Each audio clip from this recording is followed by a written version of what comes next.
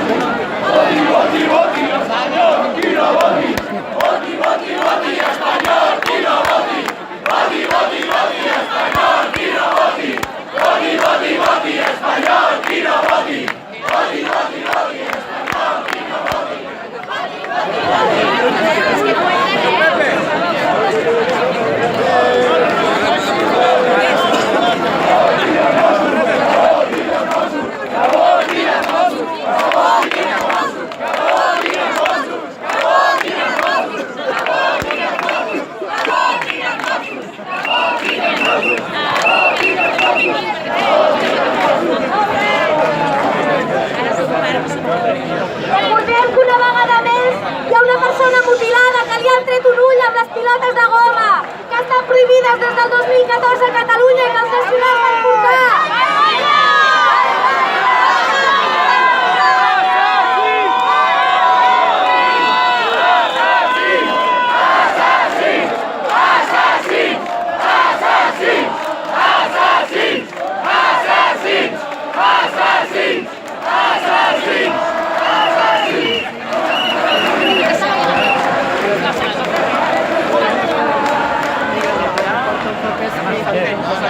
Parlem també per Marta Torrecilla, que va ser agredida ahir en un col·legi electoral de Barcelona.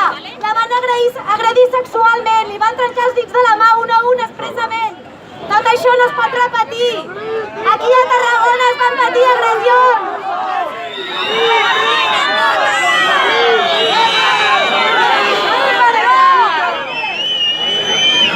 Al camp de Tarragona li van trencar una costella amb un noi amb una pilota de goma, li van fotre 7 punts al president d'RC, a Mont-roig van atacar amb gasos llagrimògens.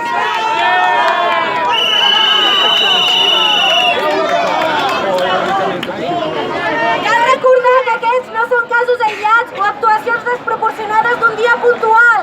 Aquesta és realment la praxis policial, abús de poder i brutalitat, insults, humiliacions, agressions físiques i finalment impunitat, perquè no els hi passarà res.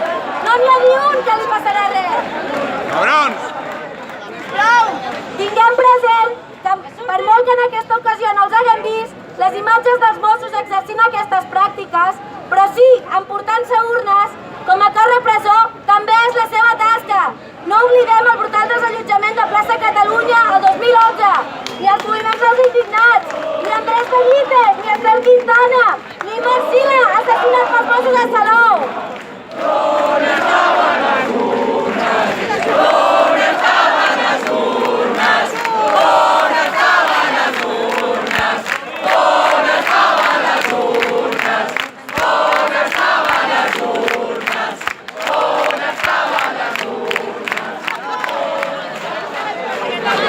Davant d'aquestes actuacions de brutalitat i repressió que ofeguen la nostra vida, no podem deixar que ens aixafi la por o la desmotivació. Cal que exercim l'organització i el suport mutu i que seguim sortint als carrers.